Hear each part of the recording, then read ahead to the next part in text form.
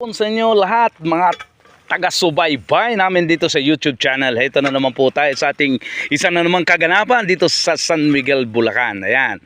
Ito po ang ating hardinero ritong expert galing sa Kanayunan. Ayan. Oo. Ayan po. At nagdidilig ng ating papaya. Ayan. Ayun eh. Kami po ay naglalagay ng tayo ng manok at aming diniligan nga ng papaya para na sa ganun maganda ang magiging sibol nito mga kaibigan. At dito naman sa ating kabilang side nagbabalag naman sila ng kanilang sitaw. Yan. Ganyan po pagbabalag niyan. Kailangan medyo masinsin ng konti. Yan. Yan. Meron tayong mga tali dyan na ganito. Ayan. Yan guys. So, may nabibili ng ganito, ano? Yung ganyan tali na ganyan na. Pinuputol na lang. Ayan.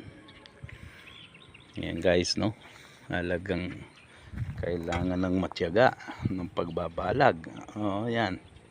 Kaya hindi biro. Ang kinakain nyo guys masyado hirap ng mga farmers niyan. Kaya mabuti yung mga taga-syudad na basta na lang may mabunot na 20 pesos nakakain na. Pero yun, hirap naman ganyan guys. Ang pagtatrabaho, tingnan nyo naman. Yan yung binabayaran nyo ng 20 pesos ang tali ng sitaw. Ayan, ganyan. Yan, kahirap niyan. No? Ayun.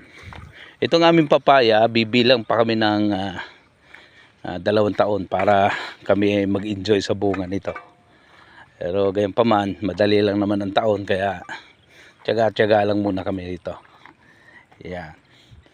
So, yan po guys, yung ating ampalaya dito sa side na to at ito ang ating papaya. Yun.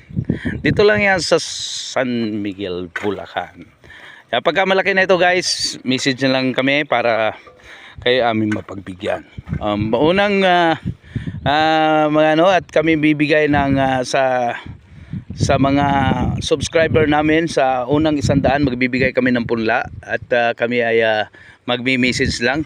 Like and share po sa ating videos. Maraming salamat. Bye-bye.